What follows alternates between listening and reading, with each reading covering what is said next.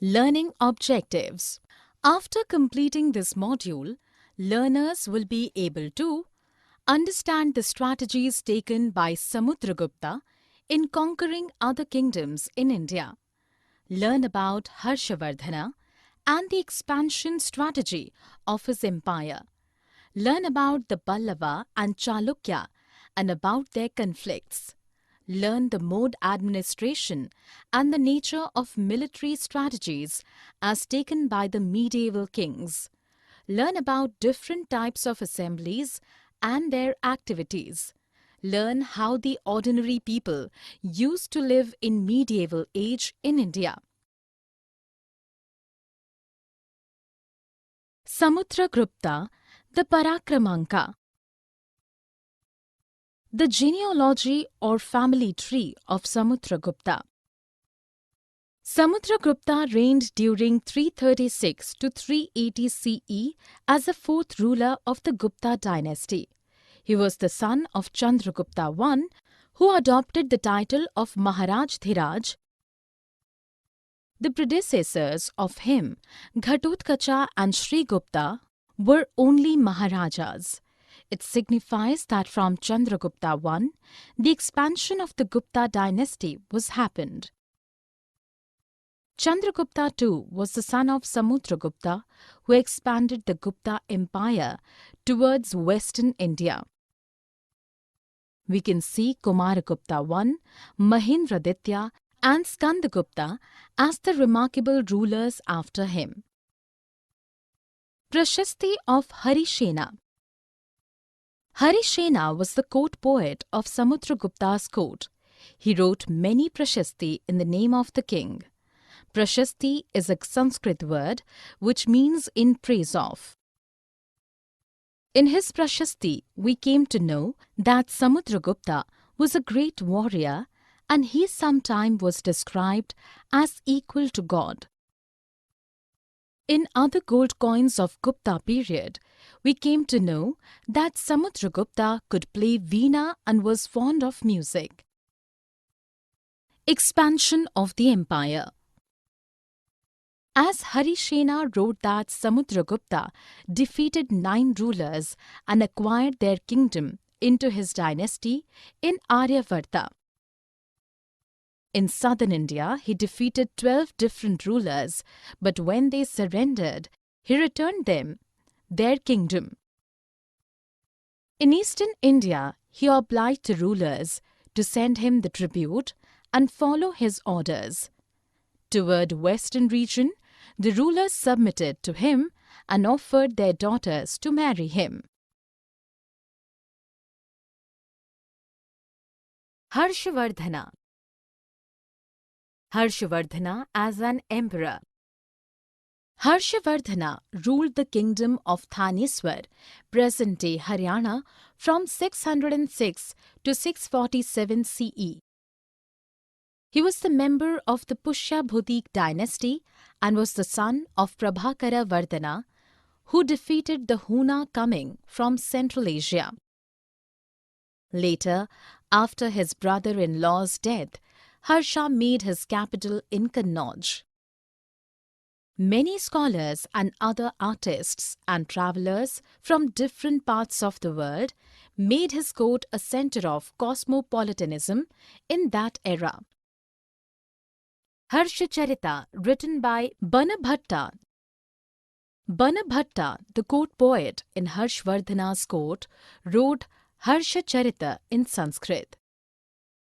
This book had given us the clear idea about the family tree of Raja Harsha. Harshavardhana wrote 3 Sanskrit plays as Ratnavali, Nagananda and Priyadarshika. From Banabhatta's narration, we came to know about the administration and military system as well as the religion followed of the ruler too. Harshavardhana established Nalanda University and he organized Kannauj Religious Assembly to honor the Chinese pilgrim Xuanzang who visited India during his time period. Harshavardhana as a conqueror. The kings of Malwa and Bengal cunningly murdered Rajyavardhana, who was the elder brother of Harsha. Harsha in retaliation defeated the king of Bengal, Shashanka, in a battle and killed him. By the realm of Harsha's power, his empire covered much of north and northwestern India, extended east till Kamarupa and south until Narmada river. Harsha won Magadha and Bengal both, but by the south of Narmada river, he was checked by Pulakeshin II of Chalukya dynasty. The internal struggles between Pallava and Chalukya. Pallava dynasty. The Pallava dynasty existed between 275 CE to 897 CE and gained prominence after the eclipse of Satavahana dynasty, whom the Pallavas served as Samantas. Eventually, Pallavas became a major power during the reign of Mahendravarman I, 571 to 630 CE, and Narsimhavarman I, 630 to 668 CE, and dominated the Telugu and northern parts of the Tamil region for about 600 years until the end of the 9th century. They appreciated the sculptures and other forms of art and craft. The capital was in Kanchipuram, situated as Kaveri Delta. Chalukya dynasty. The Chalukya dynasty ruled large parts of southern India between 6th and 12th centuries. The earliest dynasty was known as the Badami Chalukyas. They rapidly rose to prominence during the reign of Pulakeshin II. The capital city of Chalukyas was in Raichur Doab, which was between Krishna and Tungabhadra rivers. Another city, Aihole, was 22 miles from Badami and being the major centre of historically important Chalukya monuments. Pallava-Chalukya conflicts. Ravi Kirti, the court poet in the court of Pulakeshin II, wrote some prashasti about the great Chalukya king Pulakeshin II. During this time, these two kingdoms for several times fought each other and attacked each other's capital cities. The Chalukya-Pallava war began with Pulakeshin II and ended with the collapse of both their dynasties significantly. This was entirely to determine the geographical locations of the Chalukyas and Pallava kingdoms.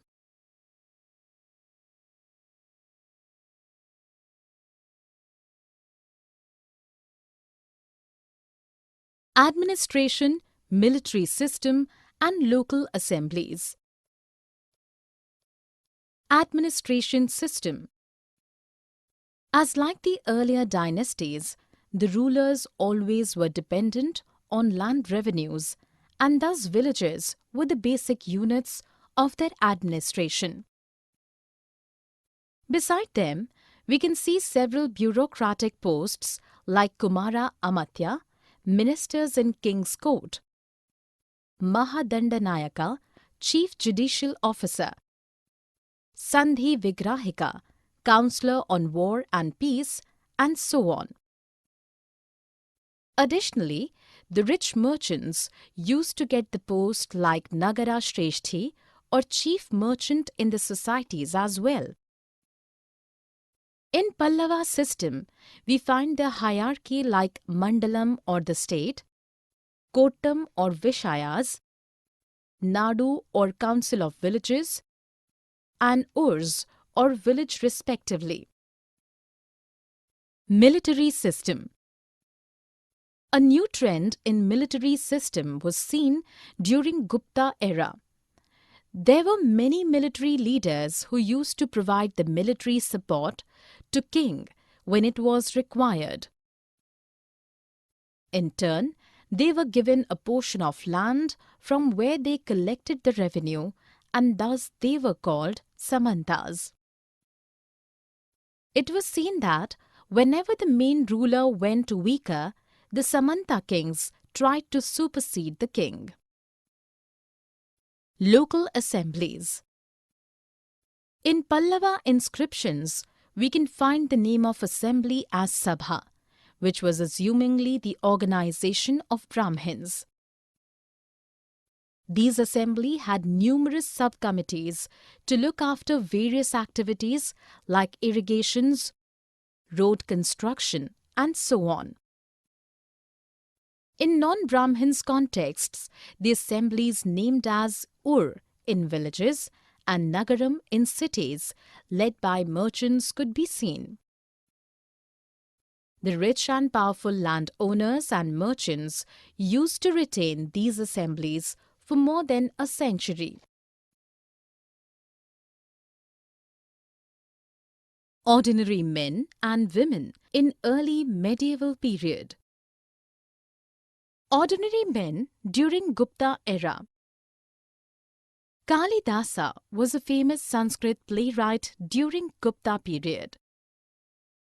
He showed in his play that the king and Brahmins used to speak in Sanskrit, but the ordinary people would speak in Prakrit or Pali only. In the play titled Abhijnana Shakuntalam, he showed how an ordinary fisherman was first harassed by the gatekeeper and the police in the king's court when he told that he found the precious ring of Shakuntala inside the stomach of a fish. Later, when the king Dushyant rewarded him for his act, those gatekeepers wanted to grab some portion of his reward at the time of returning from the court. Banabhatta's narration about the villagers. Banabhatta described that the kings would need the furniture, pots, pans, vegetable, golden food stalls, even the musicians too, while they were travelling. The poor villagers used to do their best to welcome the armies of the king by providing them food and fodder for their animals. But the elephant and horses often destroyed the crop fields and the houses. When the army disappeared from the village, the entire village was covered with dust. Faction's depiction about the untouchables of the society. Faction depicted that during Gupta period, the people from lower castes could not enter the marketplace with other citizens.